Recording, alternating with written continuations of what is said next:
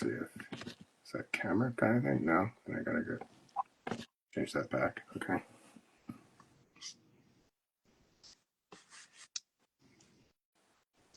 It says I can only have 3 co-hosts. Well, you have 3, so I know it says that, but I'm only seeing 2. But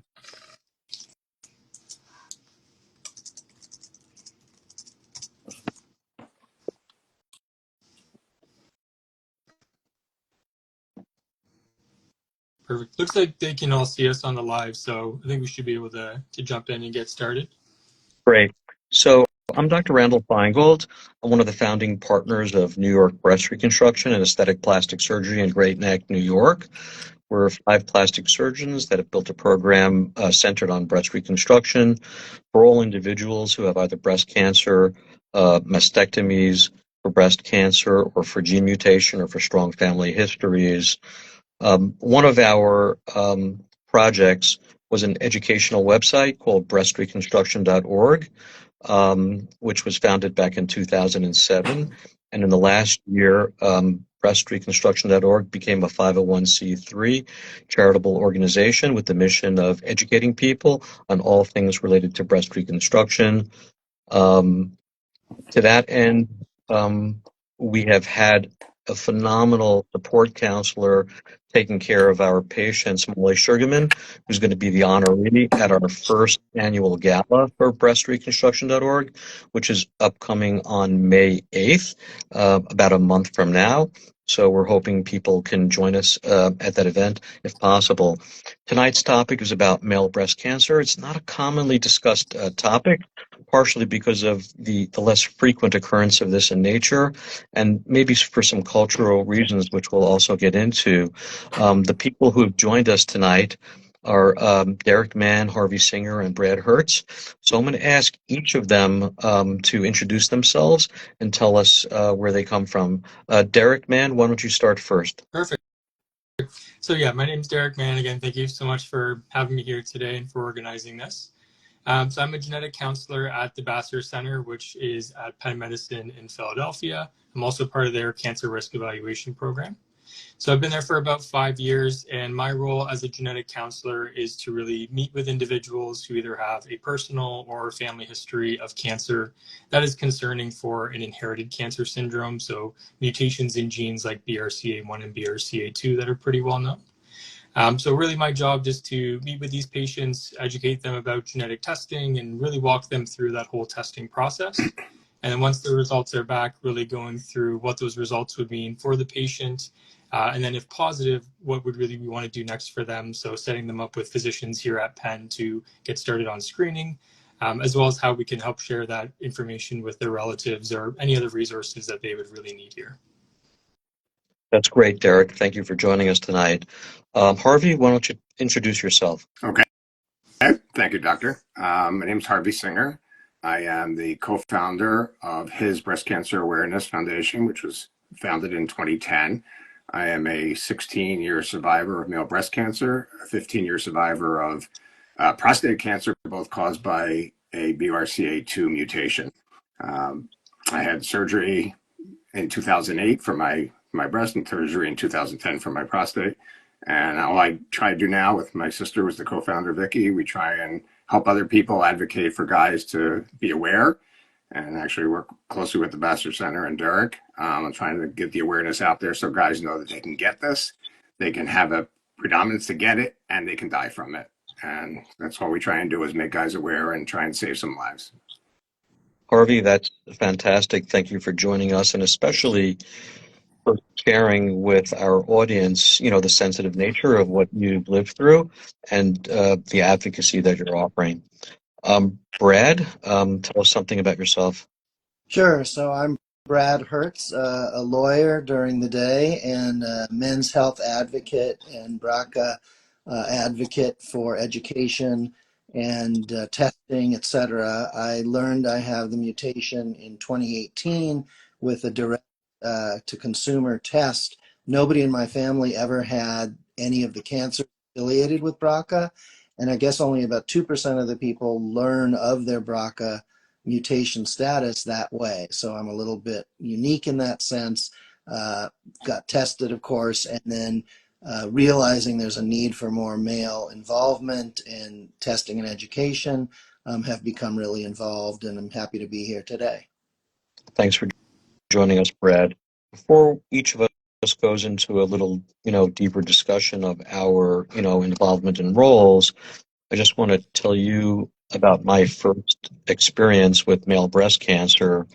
This was about 13 years ago, and a gentleman came to me, very fit, tall, athletic build man who was involved in bodybuilding. It looked like the picture of health, and wanted me to do plastic surgery of his torso just on the cosmetic side to hone his male physique.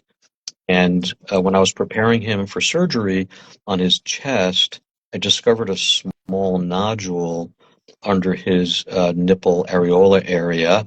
It wasn't that big. There was nothing about it that appeared too worrisome. But I just had to mention to him, perhaps casually, before we went into surgery, that, take a look at this. I'm going to take care of this while we're here, without real certainty what we were dealing with. And I did some liposuction and body contouring in him, and I popped out this, maybe it was a pea-sized nodule, the size of a pea, sent it to the lab, and it didn't take 2 days before I got a panic phone call from the pathologist at our local hospital who said, "Dr. Feingold, do you know what this is? This is breast cancer." So I had to call my patient. And by the way, in plastic surgery, we're not usually the ones delivering the diagnoses. We're usually on the fixing end and making people happy. We're not giving them bad news.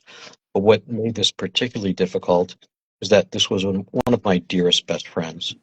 And so having to tell one of my best buddies that he had breast cancer was a new experience for me. I think I took it harder than he did.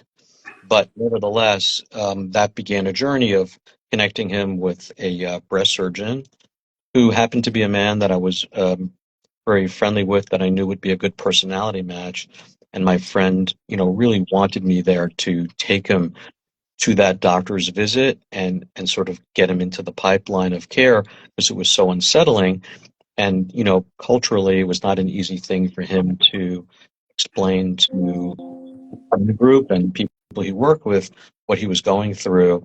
And he went on to have surgery, positive lymph nodes, radiation therapy, chemotherapy. And, he's still out there 13 years later, but had some difficulty along the way nonetheless. But as much as it was life-changing for him, it was also a bit life-changing for me. And while I've taken care of innumerable breast cancer patients through all different types of reconstruction, it really, hit me at home in a very different way than all the other patients I've taken care of. Derick, maybe you can start, tell us some facts about male breast cancer, things you know about, prevalence and the whole diagnosis process and some of the misconceptions. Yeah. So overall, we know that male breast cancer is very rare. It's about 1 in 1,000 men will develop that in their house. That's like the average man is their risk.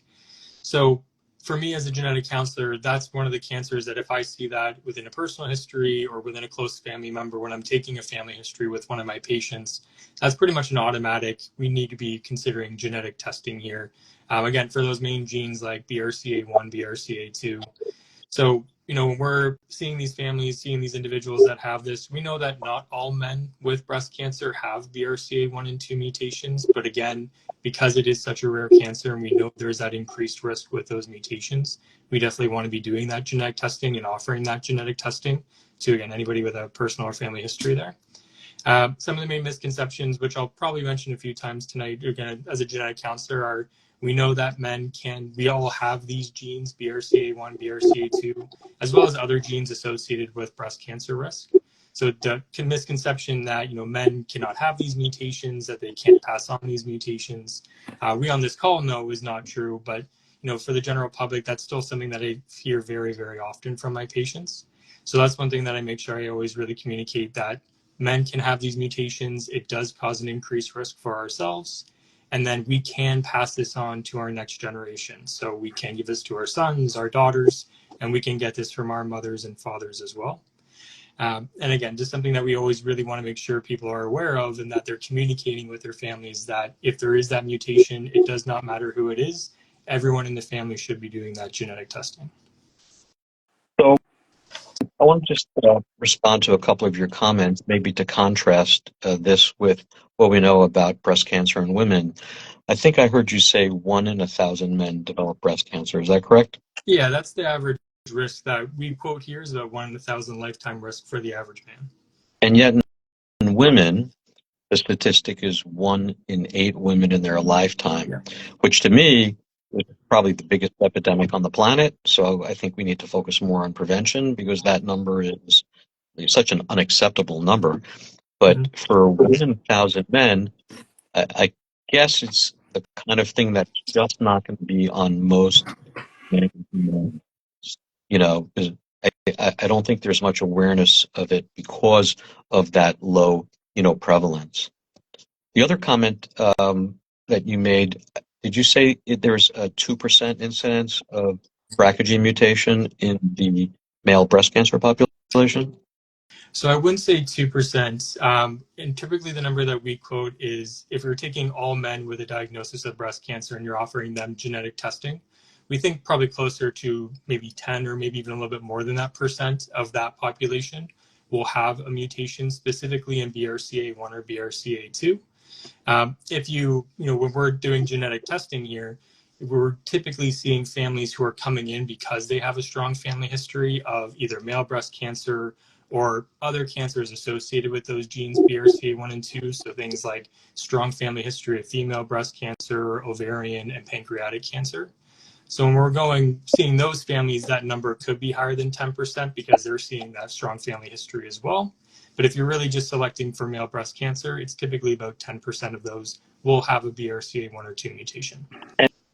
And to me, that sounds a bit higher than in the female population. Yeah, with the female population, we typically quote about 5 to 10% of all female breast cancer patients will have one of these inherited mutations as well. I'd say male breast cancer, ovarian, those are the cancers where we'd say we're more comfortable with putting 10 at that minimum and maybe going a little bit higher. But again, 10 is kind of the main number that I typically quote with my patients. And I find that when patients come with a breast cancer diagnosis, they're initially thinking, I must have a gene mutation. Yep. And yet, whether you're a man or a woman, the overwhelming majority of people who develop breast cancer do not have a mutation of those specific genes. Exactly. So that's, yeah, absolutely. That's always something that I bring up. That again, it's not a guarantee if you're meeting with myself or any other genetic counselor that we are going to find some sort of inherited mutation. Again, things can push us a little bit higher. Like, of course, if there's a known mutation in the family, we know that that's going to really increase our suspicion of finding something here. But again, a strong family history, along with that personal history, would also maybe bump us up a little bit. But it's never a guarantee we're going to find something on that genetic testing. But very good to do that testing and confirm if there is a concerning history like male breast cancer for yourself or for anybody in your family. Thanks, Derick. Harvey, why don't you tell us something about your personal experience, what it was like, and how you came to found His Breast Cancer? So my younger sister, who's my co-founder, had been a 3-time survivor at that point and decided that there had to be something more because she was a healthy person, decided to get genetically tested. She found out she was a BRCA2 mutation carrier, and she called me and she said, I'm carrying this genetic mutation, you can be at risk. And I said, well, I'm a guy, I'm not going to get breast cancer. And she goes, well, you can get pancreatic cancer, prostate cancer, melanoma from it. And I said, okay, whatever. I was like every other normal 54-year-old guy. I was, getting my family, trying to make some money, trying to be happy and healthy. And then 2 years later, I was with a bunch of my friends from Philadelphia originally, out in Chicago. And one of my friends gave me a big bear hug that I hadn't seen in a while. And when he hugged me, I got a sensation was like a knife went into my left nipple and shot into my ear. At that point, I started poking around, and I found you referred to your buddy with the pea-like thing. I found a little nodule under my left nipple. I think that's pretty much the predominance of where male breast cancer seems to start, somewhere in the nipple areola area. Got back, went to my my primary. She felt it. She immediately sent me for a mammogram. Another misconception: guys can't get mammograms. They can, and everything went into high gear from there. I had surgery. I ended up having prophylactic chemotherapy for 3.5 months. But the process was so emasculating, so difficult, because in 2008, male breast cancer was not on anybody's radar. It wasn't on mine for sure. And I just said, between my sister and I, we have 5 boys. We know each one of them is 50-50 to carry due to statistics. And we said, I just felt like I had to do something to change the course, because for me, it was so difficult to go through. And so Vicki and I got together. We decided to start his breast cancer awareness, the first real 501(c) advocacy group for male breast cancer in the world, because I couldn't find anything. I was researching day and night trying to find some information on guys, and they just didn't. Everything was, well, we treat you like a woman because we don't know what else to do with you. And they give you a pink gown, and they shuffle you in and out of mammogram imaging centers because they don't, God forbid, you see somebody else, some woman's boob. So we just decided it was our life's work, and we've done a lot of good things with it. Prostate cancer came on the heels. I didn't expect that to happen either, but also caused by the mutation. And we're one of three siblings. I'm one of 3 siblings. All 3 of us carry. All 3 of us has had a form of this cancer. Our brother was just diagnosed with what they thought was pancreatic cancer and had surgery at Penn. Became, I forget the word, it's ampullary cancer. It's the end of the bile duct. So it wasn't pancreatic, but all 3 of us have had. Vicky's 4 times, I'm twice, and now my brother is once. So the genetics are just hard to confront. But we're just going to work every day to make every guy as educated as we can and give them a resource to come to get help, because you don't have to be alone in this. And our Facebook group has hundreds of guys now that just talk to each other, and we can pass things across, and they can ask us questions that they're afraid to ask their own family or even their physician at times. So it's been an interesting ride, and here I am. I'm still 16 years later, and I'm still sitting here. NED. I don't like the word cancer free, but NED. No evidence of disease at this moment. Well, congratulations on no evidence of disease, and thank you for sharing, a very sensitive story. Despite the fact that the majority of men with breast cancer don't have the genetic mutation, you did, your family does, and there's a remarkable penetration of cancers associated with the genetic mutation in your family. It must be a lot of work staying, vigilant and doing surveillance all the time. Tell us about his breast cancer and what kind of resources that provides. So his breast cancer awareness foundation is a male breast cancer advocacy and information. We have trimmed a little to the side to become much more genetic cancer focused. You can see on my shirt, we have the double helix. We've changed a little bit because the male breast cancer is one side, but the genetics are so much more powerful. We work very closely with Vassar. We work very closely with Force. We were out there. I'll be visible. Anybody like this, anybody wants to have me on their Instagram live or their show. I've been on Good Morning America. We just try and get the word out that guys can get this. And the incidence of, and you probably know this statistically, the incidence of fatality with male breast cancer is much higher than with female breast cancers, because we're not screening. Guys are not being screened. Guys are ignoring symptoms. Guys are stupid at times. Oh, I just pulled a muscle. I did this. They're ignoring the symptoms. So we're just trying to teach the world that this exists. And it's difficult because it is such a small 1 in 1,000. Is that what you quoted? So it's a small number unless it's you. Not small if it's you. It's only small if somebody else has got it, right? It's like any other surgery. It's minor surgery unless it's your minor surgery.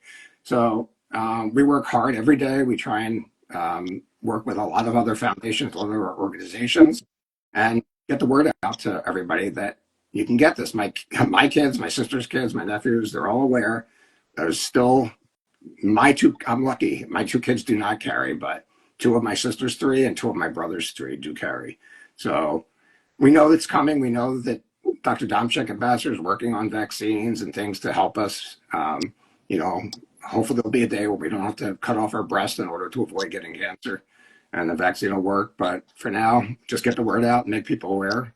And then if they have to have the cancer and the surgery, maybe they didn't have Reconstruction available when I was diagnosed in 2008. I might have considered it then. And I'm glad you guys are finally coming around to that to help the guys reconstruct as well. Thank you, Harvey. And I may make some comments on breast reconstruction in men, but first, I want to hear from Brad and hear how he discovered his BRCA2 mutation and what it's meant for his health and his family. Thank you. And I come from a different perspective. So I'm what's known as a reviver. Do not have any of the kinds of cancer that are associated, but am very vigilant in monitoring for them. So I've had mammograms, ultrasounds. I asked my general practitioner to do a breast exam on me for my physical because they often don't. And I follow guidance from Harvey's website about doing. I also wanted to do a shout out. Harvey has a terrific book called Sir, You Have Breast Cancer. And it was one of the first things I read when I learned about BRCA2's link to breast cancer. And it's, funny, bittersweet, and educational all at the same time. So, anyway, my wife happened to have breast cancer without the BRCA mutation around the time I learned I had the BRCA mutation. So, a strange confluence of events. And then I learned what it meant for me as a man, what it might mean for my two daughters and my son, and became an advocate for this arena.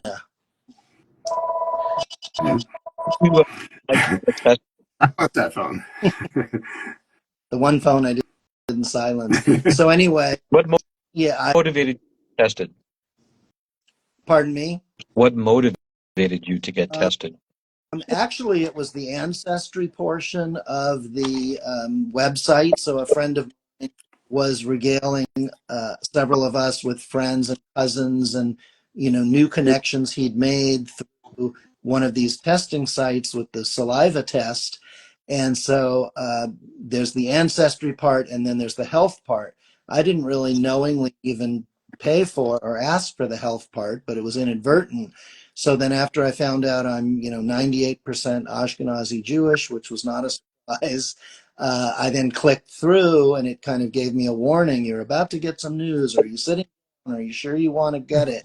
And sure enough, it said the BRCA2 gene mutation. So I knew a little what that meant, certainly for women with breast and ovarian risk, but I didn't know for men the things I need to look at, like pancreas, prostate, breast, and melanoma, skin cancer. So I do a lot of testing, clinical trials with NIH and other folks, and I find there are more and more resources out there.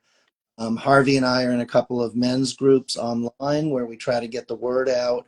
And there definitely is kind of a machismo and a bravado about not testing, not wanting to know. But of course, we have sisters and mothers and daughters who should know, and sons and brothers and fathers who should know. So, yeah, that brings me to this advocacy work. So, I guess any of you gentlemen could answer the following question. Given the lack of awareness by most men and perhaps some reluctance to acknowledge the possibility or the fear of going for testing, what would be the kind of simplest or most discreet way for a man to get gene testing without necessarily, being very public about it? Well, what's the easy ways for men to get this kind of testing? Sounds like it's Derek's Um, answer. yeah, I'll definitely take that one. I'd say again, I think when we're doing this genetic testing, there's so many different labs that are offering this today, and understanding genetic testing results is pretty difficult on the easiest of days. So I say, first and foremost, talking with a provider like your PCP about doing genetic testing. But again, I always tell our patients for our clinic, you don't have to get a referral by a provider. So if you're able to do research and reach out directly to clinics like ours, we are happy to take referrals or just talk to the patient and schedule them as well. And then by coming in, I think the main and first step to doing this testing is just talking to a provider, talking to a genetic counselor about what that would really mean for yourself. So, of course, like we mentioned, the average man has that 1 in 1,000 chance. But if we find one of these mutations in genes like BRCA1 or BRCA2, that takes your chance from 1 in 1,000 to a 1 to maybe up to 7% lifetime risk of breast cancer. So now we're looking at 1 in 100 or 7 in 100 chance of developing breast cancer, which again is a sizable increase. And I think that's also something that men don't know. So I think learning that information there is one way to do it. And then in my experience, I think by, like you mentioned, talking to them about what this would mean for your family members, for your sister, your daughters, your sons, that's the other piece that I think, it works really well in talking to these men to make them have that motivation themselves to say, yeah, you know what, this is the right decision for me. And again, I think we always have great resources here at Penn about how to talk about this with your family members. And then there's a lot of great resources. I mean, his breast cancer force about just how to talk in great resources about what it means, what those next steps for you to do after testing positive. There's really, really great resources out there that they could use and talk to. And then again, to tell my own profession, genetic counselors are always there to help out as well after results come back on best next steps for yourself.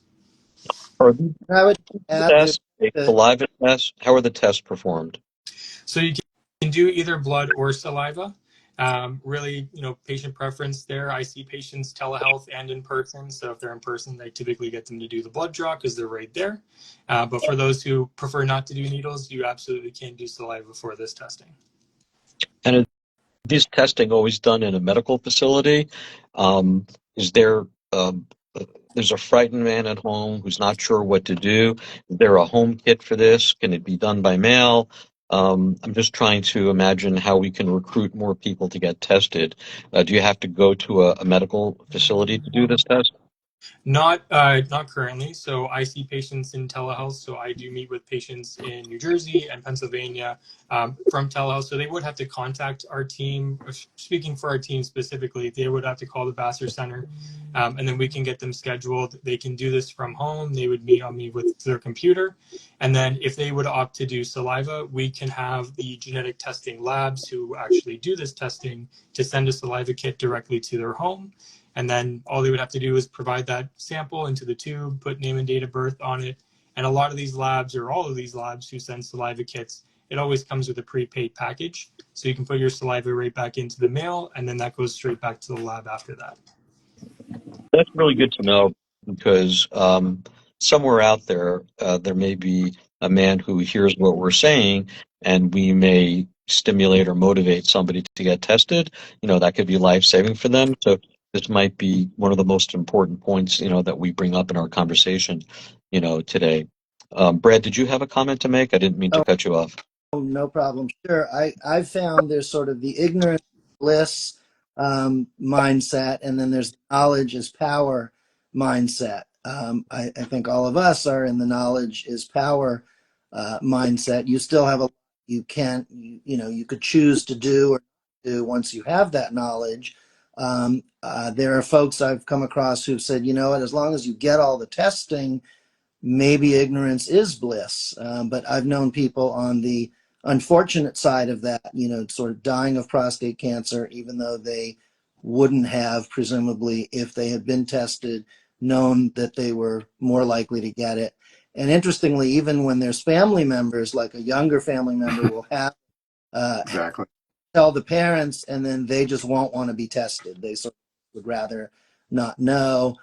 So obviously a lot of issues show up around that information. It's pretty powerful, life-altering information, but I choose to think it can alter lives in a positive, constructive way. Yeah, and I always like to say there as well that, when I meet with patients or I'm speaking to children of patients who have tested positive previously, I always make sure that they know by meeting with a genetic counselor or talking about genetic testing, that does not mean that we're going to take that sample that day. It's not a requirement for you to give the sample that day.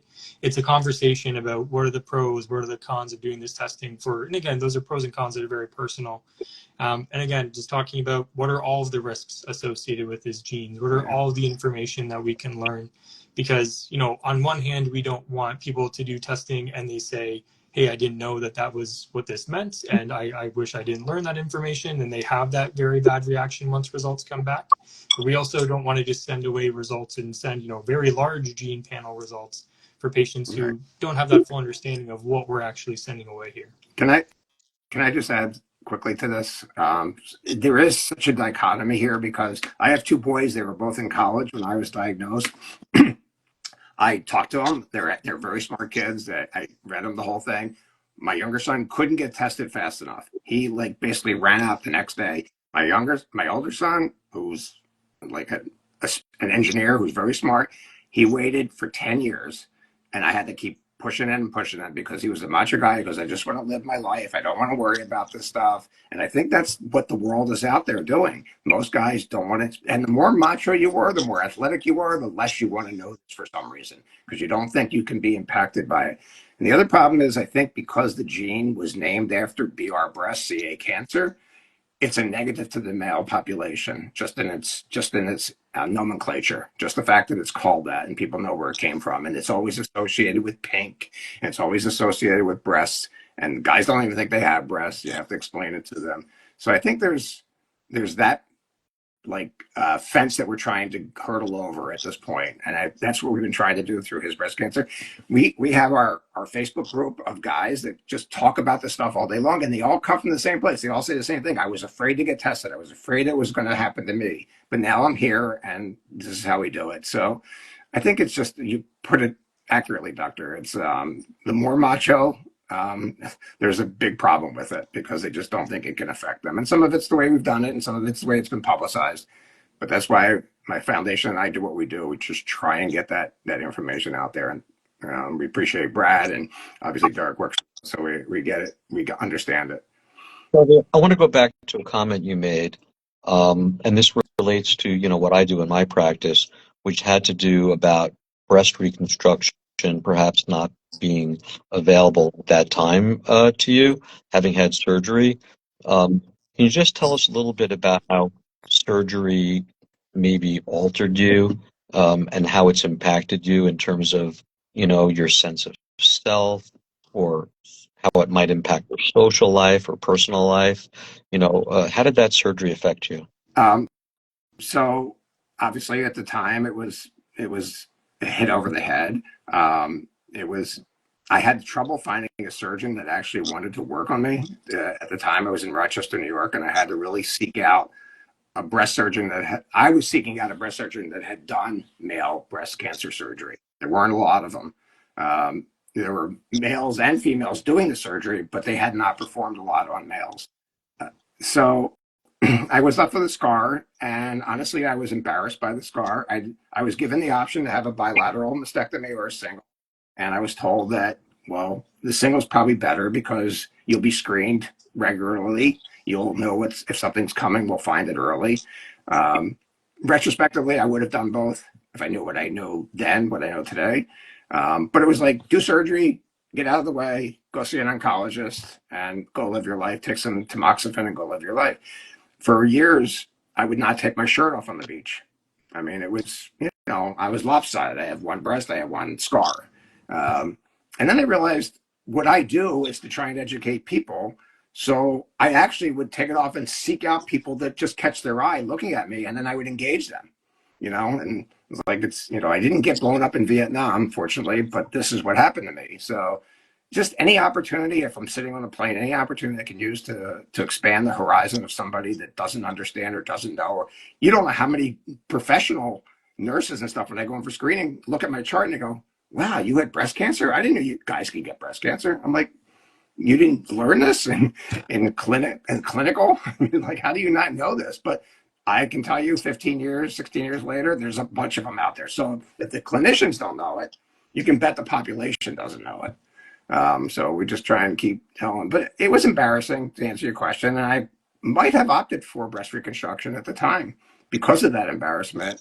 It's a little late probably for that for me, but I'm glad that it's out there, and I'm glad you guys are doing it. Harvey, it's never too late for any of us, but I will say that it's kind of courageous of you to take that shirt off and be willing to broach the subject people. Maybe it'll startle somebody, maybe it'll catch their attention, but to have that conversation is so important. So I definitely applaud your efforts in doing that. We do offer breast reconstruction for men. There are patients that I have done something as simple as fat grafting, which is when we liposuction fat from one part of the body through a little pinhole and inject that liquid fat into an area of flatness or depression to build up volume. I've had male patients that have had such big soft tissue loss on their chest that they've needed a flap of tissue where we transplant a thicker block of skin and fat with its own blood supply. It could come from the back like a latissimus muscle flap. It could come from the abdomen as a DIP or deep flap, as we commonly use in breast reconstruction in women.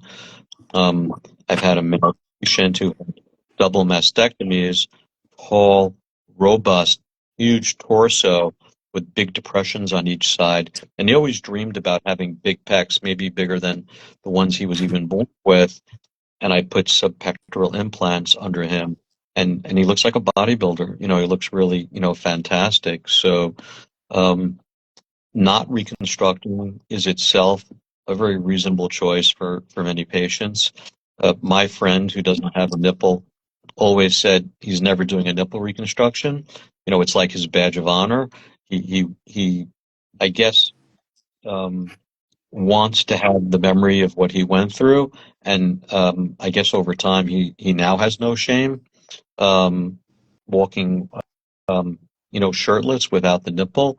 For him, that's like an important reminder of what he went through and what he survived. But breast reconstruction in men is definitely alive and well, and we encourage men to come forward if they know they can have surgery, to talk not just with a breast cancer surgeon, but also with a plastic surgeon, and hopefully that breast cancer surgeon would offer that up as an important part of the education process, for men undergoing the surgery. And it's always available to people who've had body-altering surgery, mastectomy surgery in the past and weren't offered reconstruction or weren't sold on it initially. Maybe they weren't ready to have more surgery or didn't understand the impact on their body and how it might be useful for them. And they may decide in the future that, yeah, this could be important to me. It might make me feel more whole and more comfortable and confident in myself. So we definitely have a lot to offer. Before we go, I don't know if anybody else has any questions in terms of our live audience. I think this has been a very, robust discussion of a broad area of topics. But if we don't have those questions, perhaps some closing comments from each of us. Derick, anything else you would add before we go? Yeah, I think I just, always like to highlight, if anybody's on the call thinking, or if they're interested in genetic counseling and genetic testing, some of the main things that really catch our eyes for genetic testing are things like strong family histories of cancer. So we're thinking of things like 3 or more breast cancers, female breast cancers on one side of your family, or any type of more rare cancer like ovarian, male breast, pancreatic cancer within your family. But if there is any history of anything like breast cancer, and then we know that there are certain backgrounds where these mutations in genes like BRCA1 and 2 are more common, for example, the Ashkenazi Jewish population. So if there is any family history with an Ashkenazi Jewish background, another reason to consider genetic counseling and genetic testing. But again, if you have any questions about should I be doing this, should I be interested, again, always great to reach out to Family Doctor PCP, and they should be able to connect you with a genetics provider or genetic counselor who can really give that, again, more in-depth conversation. Again, doesn't mean you have to do testing, but again, always happy to have those conversations. And then if interested, we can get that process started for you. Great. Harvey, any closing comments? Yeah, first I'll reinforce what Derick just said, because I actually went back last year. I now moved to the West Coast and I have a new cancer hospital, City of Hope. And they actually reached out to me and said, would you like to redo your genetic testing? And at first I said no. And then I said, boy, I'd be a hypocrite if I didn't do that. So I went back and redid a full panel, which I don't know the same panel was available. There's so many more mutations since 2008. And not much came up. There was like a question of one other mutation, but I just think it's good to stay on top of this stuff. And for any guy that's out there or any woman that's out there that's afraid for their husband, come to our website, hisbreastcancer.org. We'll teach you how to do a self-breast exam. We'll teach you how, like Brad said, to ask your physician to, when you're doing your physical, to ask them to do a breast exam. If you're a woman, they'd automatically do it. We have a lot of great resources there, and anything we could do to spread the education, we're happy to do that.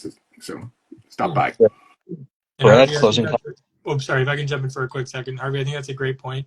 For individuals who might be on the call who have had genetic testing previously, and it maybe was just BRCA1 or 2, or I'd say really anything more than about 5 years old, you're always welcome to reach out to your providers again, because this genetic testing is always growing with the number of genes that we're looking at, and the technology is getting better. So if you've had negative testing previously, you can still reach out and ask for updated genetic testing, because we may have new genes, new technology that may be able to find that inherited mutation that explains a strong family history of cancer. Thank you. Brad, any closing comment? Sure. I wanted to thank you and BreastReconstruction.org for putting this on. I think the more information people have, the better. The first couple of years, I was low with regard to BRCA because I thought, oh, I'm a litigation lawyer and they're going to think I'm weak or I'm damaged goods. And then I thought, I have these advocacy skills, I might as well use them. And so I've met people like Harvey, and it's been a great community. And we're all trying to strive for health, longevity, and quality of life. And with more information, we can achieve that. Great. Thank you all. I'm Dr. Randall Feingold from Nibrow Plastic Surgery. You've been listening to our conversation on male breast cancer. Don't forget our upcoming gala on May 8th to help grow our not-for-profit, BreastReconstruction.org, and have a good day. Thank you all. Thanks. Thank you. Thank you.